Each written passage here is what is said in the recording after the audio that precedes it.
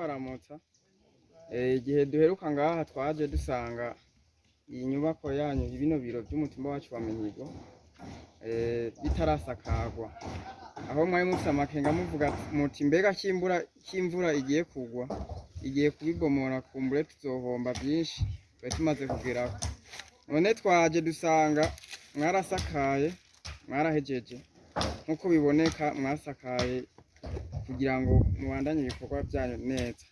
Rero twashaka mutubwire uko mwabigenje n'ukuntu mwiyumva mu gihe mwari mufise ubwoba bw'uko igiye kumererwa nabi ku mvo z'imvura. Yego murakoze. Yego kukazina nitwa Miburo Goteverete nk'abadongo uyu mutumba nyene wa Mihigo.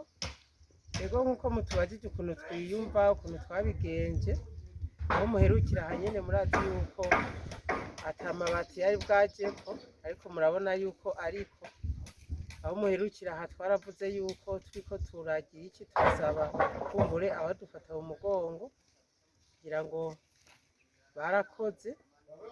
Twavuze rimwe bumva gatanu, baciye badufata mu mugongo, abene gihugu nabo barakora baratanga kagatererano ku bari basigaye batari bwagatange. Uro murabona yuko isakara ririko rirahera, cyuko niyumva neza, nukuri ndanezerewe cyane. Naho muherukira twaravuze yuko nezereje n'abene gihugu ingufu bariko barashirako, ko namwe nyene mwavyiboneye ingene bakora baryohewe bariko barashomba amabuye. Je nico kinezereye cyane. Hanyuma ikindi kinezereye nuko iyo muje ngaha canke tugasaba kumbura abadufata mu mugongo, nukuri baraduterera. Ababona igikorwa kiriko kiragenda neza ntako batagira, ariko naho biruko murabona yuko haracari ikindi gikorwa.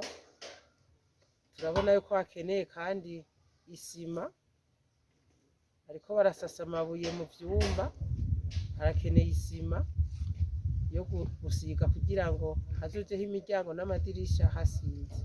Je nukuri niyumva neza, ngira ko kandi ntera kamo n'uwo wese abona ko igikorwa kiriko kiragenda neza n'ubundi babandanye kumbure badufate mu mugongo kugira ngo turabe ko inyubakwa yohera.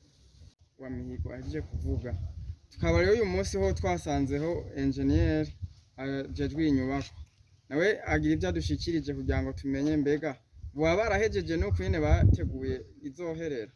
Ego reka tumwumviriza tuyagire, reka twidondora. Kwizina nitwa Engineer Ndayisenga Jean Baptiste.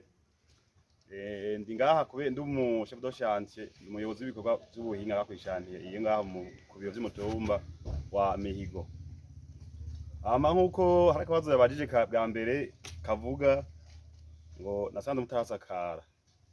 Barasakaye ubu ngira ngo urayibona, naho raba bibona ko dusakara mugabo ni ku nguvu za bene gihugu. Abene gihugu twabasabye amabati ashika 103, ayo yose barayaduhaye. Banza mwakomera amashi abitanze bo kugira ngo tubikore. Si aduha batatu na misumari ibiro 25. Hose ni mwakomera amashi ko baritanze amahera menshi. Sibe nyuma gato ibati rimwe rigura 24. Mba kugwiza amabati ya 3 tora amahera amahera make gose ari anagiye umutumba. Imisumari umufuko ugeze ku 125. Ni nguvu nyinshi mba baritanze. Tumaze gushika ngaho inzu tutabantu yubaka. Hariho uno munsi habaye igikorwa rusange. Bazanye amabuye, bazanye ngira ngo murayabona, amabeni nk'abiri bashomvye mu minota nk'itanu. Abo bose kandi bihamashi bakoze. Aho nk'umugabo yazanye urubuye runini y'umugabo niyongera amashi y'umugabo. Hama tubandanije naho bora bimeze uko turagira pavema, ariko ariho kugira gushira amabuye mu nzu. Sinzi bako kubatembereza tubereke ko twatanga ibintu no munsi kugira ngo sonte ishire amabuye yose ibanze ihere. Ko amabuye yoyo ntibisaba amahera, bidusaba ingufu zacu gusa. Ariko ntiturayima nko kubajije, hari igikorwa gisigaye kandi gikomeye gose. N'ubu kandi twaca bakenera niba baduterera dufashe mu mugongo. hariho ivyihutirwa kugira ngo tubone ko dufise inzu nziza ya inzu